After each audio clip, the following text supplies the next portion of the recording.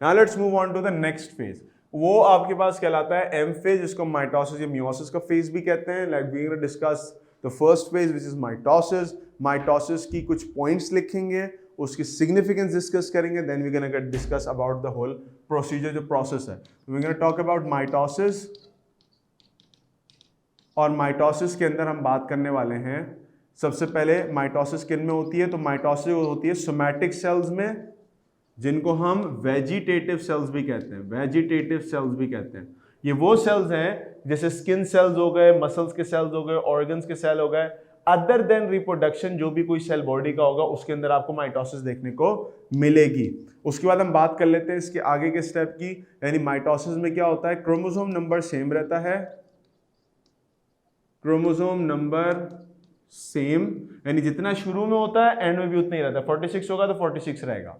ठीक हो गया। तीसरी चीज, at the end we have like 2 daughter cells, 2 daughter cells आपको मिलती हैं, 2 डॉटर सेल्स आपको एंड पे मिलते हैं, यानी 2 सेल्स मिलेंगे जिनको हम आपस में डॉटर सेल्स कहते हैं।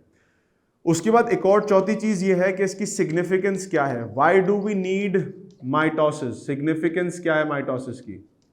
ठीक है, तो माइटोसिस की पहली सिग्निफिकेंस ये है कि ये आपकी बॉडी को ग्रोथ में हेल्प करती है, बॉडी की ग्रोथ में हेल्प करती है। आपकी बॉडी को ग्रो करना, इस तरह के मामला आते हैं, उसमें माइटोसिस जो है वो हेल्प कर रही होती है। दूसरी चीज ग्रोथ के अलावा यह है कि अगर आपकी बॉडी में कोई इंजरी हो जाती है, कोई जख्म आपको लग जाता है, या कोई ब्रूजेस हैं, या कोई वाउंड्स हैं, तो उनको हील करने में हेल्प करती है, ब्रूजेस वगैरह को हील करने में हेल्प करता है आपके पास ये जो माइटोसिस है।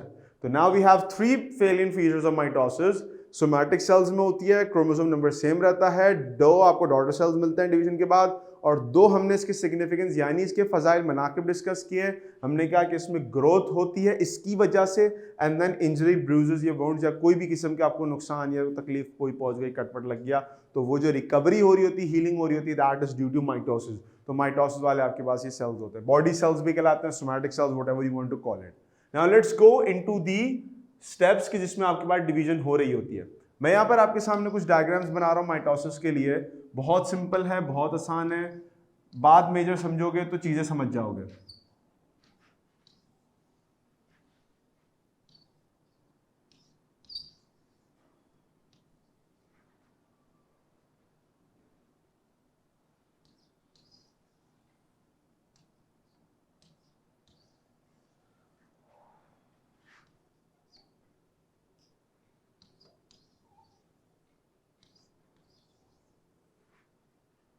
अब देखो यहां पर हमारे पास लेट्स सपोज ये एक न्यूक्लियस है, इसमें न्यूक्लियस बना हुआ है और इसमें बहुत सारा जम्बल्ड फॉर्म में क्रोमैटिन पड़ा हुआ है, लूजली कंडेंस फॉर्म में डीएनए मौजूद है, लूजली कंडेंस फॉर्म में डीएनए मौजूद है। क्या होता है कि जब सेल डिवीजन स्टार्ट होती है तो ये न्यूक्लियस आपके पास आहिस्ता आहिस्ता गायब होना शुरू होता है, और वो जो क्रोमैटिन का स्ट्रक्चर होता है वो आपके पास इस तरह से क्रोमोसोम की फॉर्म में सामने आना शुरू हो जाता है, क्रोमोसोम की फॉर्म में सामने आना शुरू हो जाएगा, ऐसे डबल थ्रेड की फॉर्म में। ठीक है, क्रोमोसोम की फॉर्म में सामने आना शुरू हो जाता है। एट द सेम टाइम एक स्ट्रक्चर होता है by the name of centriole, वो यहां मौजूद होता है, जो स्पिंडल फाइबर्स बनाता है। वो आपके पास माइग्रेट करके जाना शुरू करता है टुवर्ड्स द पोल। अभी मैं सबकी तफसील बताता हूं।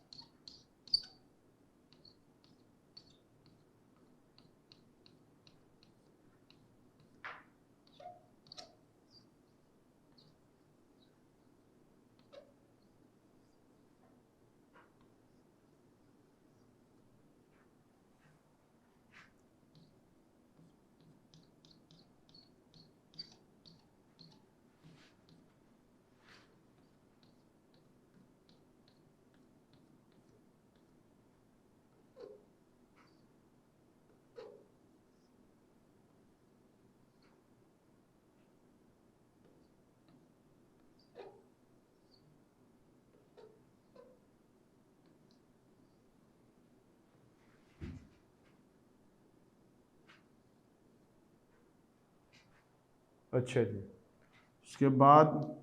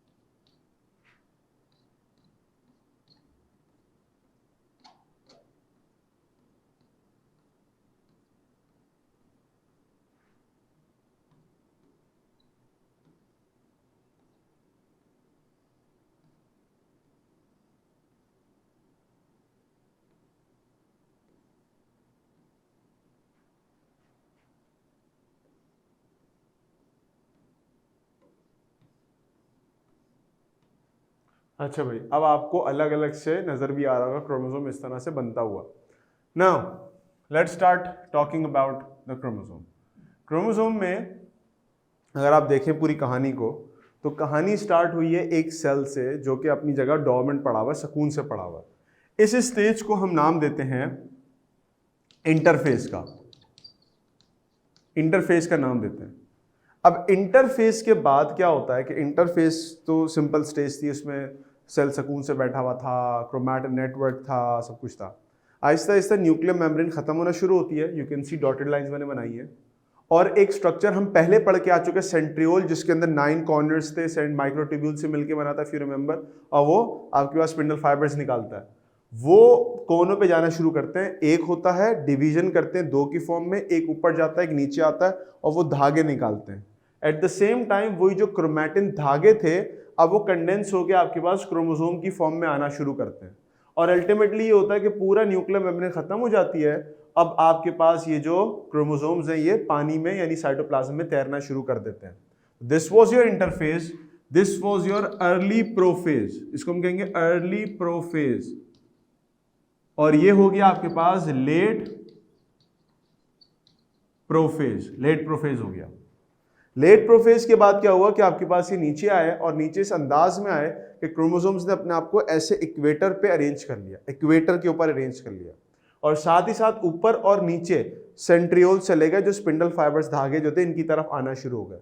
नाउ द थिंग इज कि क्रोमोसोम्स के जो सेंट्रोमियर अभी हमने पढ़ा था, जो मेन पॉइंट था, वहां पर आके स्पिंडल फाइबर्स अटैच होते हैं और वहां से इसको पुल करना शुरू करते हैं। When they started pulling, तो आपके पास हर एक क्रोमोसोम लुक लाइक दिस, हर एक क्रोमोसोम ऐसा था। अब उसका एक धागा चला गया एक तरफ और दूसरा धागा चला गया दूसरी तरफ, स्प्लिटिंग की वजह से। तो एक धागा ऊपर एक धागा नीचे।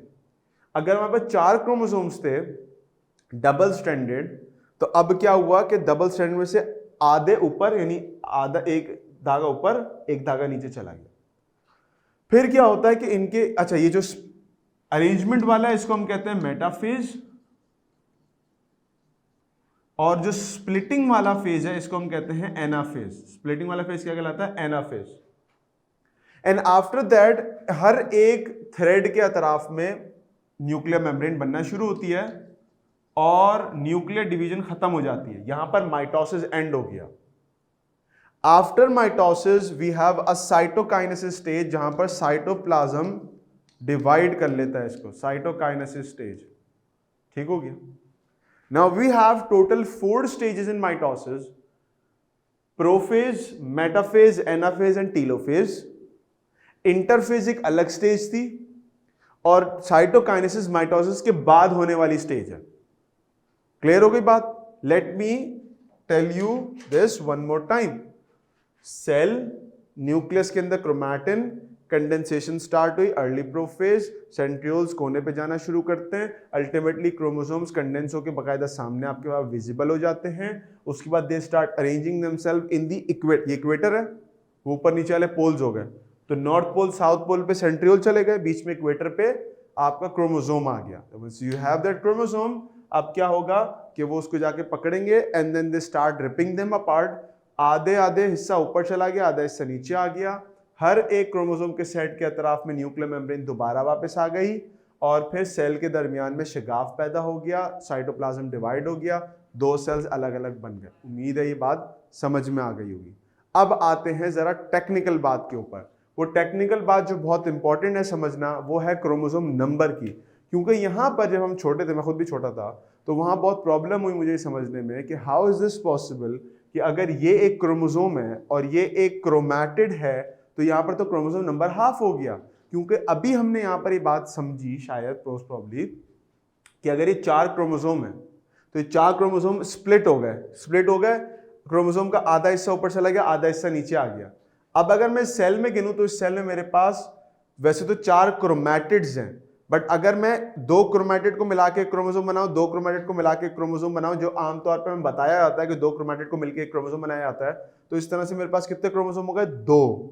शुरू में कितने थे? 4। अब कितने हैं? 2। ये तो कहानी खराब हो गई, क्योंकि हमने पहले पीछे लिखा कि माइटोसिस में जितने क्रोमोसोम शुरू में होते हैं उतने आखिर में होते हैं। तो अगर 4 शुरू में थे तो we should have like 4 chromosomes in the end, लेकिन ऐसा तो नजर नहीं आ रहा हमें। तो फिर कहाँ गलती हुई है हमसे? तो उस गलती को समझने की कोशिश करते हैं, और वो गलती समझ में उस वक्त आएगी जब हम क्लास के बिल्कुल स्टार्टिंग वाली बात पे चले जाएंगे, जब हमने क्रोमोसोम की डेफिनेशन पढ़ी थी। और हमने क्या डेफिनेशन पढ़ी थी? हमने कहा था a chromosome is a highly condensed DNA, पहली बात। दूसरी बात, a single strand of chromosome is a single DNA। कितना? Single DNA. इसका मतलब ये हुआ कि अगर मेरे पास ये 2 स्ट्रैंड्स हैं तो इसका मतलब है कितने डीएनए हो गए? 2 डीएनए हो गए। Every single DNA condenses to form a single strand of chromosome. Very good. अब क्रोमोसोम का कंडेंसेशन हो गया, इसका मतलब यहाँ पर 4 क्रोमोसोम तो हैं, लेकिन every single chromosome has how many DNA? 2 copies of DNA. और ये 2 कॉपीज ऑफ डीएनए जो है, यानी एक स्ट्रैंड में एक डीएनए, दूसरे स्ट्रैंड में दूसरा डीएनए, ये हमें बताने में हेल्प करेगी कि जब डीएनए कंडेंस होता है तो क्रोमोसोम बनाता है, चाहे 2 स्ट्रैंड्स हो या एक स्ट्रैंड हो। अब क्या हुआ? ये 4 से जब अलग अलग हुए तो अब जरा इस न्यूक्लियस के अंदर आ जाओ। इस न्यूक्लियस में जो कंडेंस फॉर्म में चीज मौजूद है उसको हम क्या कहते हैं? कंडेंस फॉर्म में जो डीएनए मौजूद है उसको क्या नाम दोगे? आप कहोगे chromosome. Yes, that is the question. जब ये कंडेंस फॉर्म में एक धागा क्रोमोसोम है, कंडेंस फॉर्म में वो 2 धागे भी क्रोमोसोम है, तो क्रोमोसोम की डेफिनेशन पे कोई फर्क नहीं आया। और जब फर्क डेफिनेशन पे नहीं आया तो नंबर ऑफ क्रोमोसोम पे भी फर्क नहीं आया। वो कैसे? अब वो देखो, मिसाल के तौर पे मैं यहां लिख रहा हूं कि I have 4 chromosomes in this diagram. 4 chromosome. यहां पर भी कितने हो गए? 4 क्रोमोसोम हो गए। यहां जब स्प्लिटिंग हुई ना तो मेरे पास ऊपर 4 क्रोमैटिड्स, या दूसरा वर्ड मोनैड का वर्ड यूज किया था मैंने, उसके लिए डायड का वर्ड यूज किया था। You don't have to use the word dyad, chromosome और chromatid anymore. You can use the word monad for single strand और dyad for double strand. Both are same when you use the word chromosome. सिर्फ number of strand के एतबार से जब हम separation करना चाहते हैं हम वर्ड यूज करते हैं मोनैड, हम यूज करते हैं dyad, but the word remains the same and that word is chromosome. ठीक हो गया? क्रोमोसोम चाहे मोनैड होगा डायड होगा।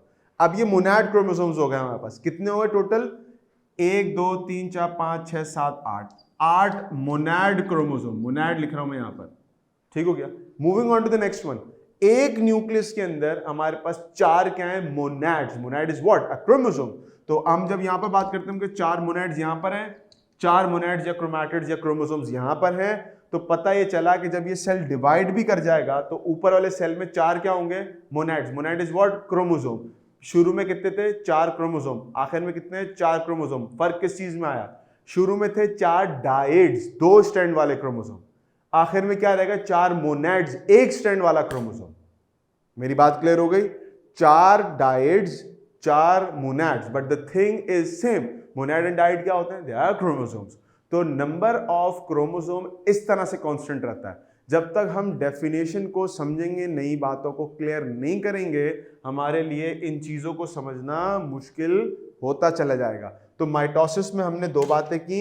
हमने कहा कि माइटोसिस में क्रोमोसोम नंबर सेम रहेगा, वो सेम रह के दिखा दिया। 4 ऊपर थे, 4 अभी नीचे हैं। और हमने कहा at the end we will have 2 daughter cells. हमारे पास 2 डॉटर सेल्स आ भी गए। इसका मतलब माइटोसिस की जो कंडीशंस थी वो हमने पूरी मीट कर ली। बात समझ में आ गई बच्चों? माइटोसिस में क्रोमोसोम के नंबर पे फर्क नहीं पड़ता, क्रोमोसोम की क्वालिटी पे, डीएनए वगैरह किसी चीज पे कोई फर्क नहीं पड़ता। सिर्फ और सिर्फ आपको 2 सेल मिल जाते हैं और दोनों सेल्स के पास सेम अमाउंट ऑफ क्रोमोसोम्स होते हैं। वो अपने आप को वापस जाके एस फेज में रेप्लिकेट करते हैं, फिर दोबारा 2 डीएनए के स्ट्रैंड्स बनते हैं, क्योंकि अभी जो एक डीएनए का स्ट्रैंड है तो एक क्रोमोसोम या मोनाड बन रहा है, ये एस फेज में जाके 2 में कन्वर्ट होगा और ये 2 फिर कंडेंस होकर इस फॉर्म में आपको प्रोफेज में नजर आ जाएंगे। तो जब जब कभी एस फेज आएगा तब तब आपका सेल डिवाइड करेगा ताकि वो जो 2 कॉपीज ऑफ डीएनए हैं उनको सेपरेट कर सके, एक को एक सेल में भेजे, दूसरे सेल में भेजे। बज़ाहिर हमें लग रहा है कि क्रोमोसोम की स्प्लिटिंग हो रही है, हो तो रही है, लेकिन असल में स्प्लिटिंग किसकी हो रही है? डीएनए ही की स्प्लिटिंग हो रही है कि डीएनए 2 में डिवाइड हो रहा है, एक इधर जा रहा है और एक इधर जा रहा है, आपके पास मामला तय हो रहा है। तो ये आपके पास था mitosis. Now we gonna go for meiosis, और मियोसिस चैप्टर का आखिरी टॉपिक है। तो मियोसिस की बात करते हैं। थोड़ा सा मियोसिस के अंदर जो है वो कॉम्प्लेक्सिटीज़ हैं, स्पेसिफिकली जब हम बात करते हैं प्रोफेज 1 की, उसको हम समझ लेंगे, हमारे लिए चीज़ें आसान हो जाएंगी।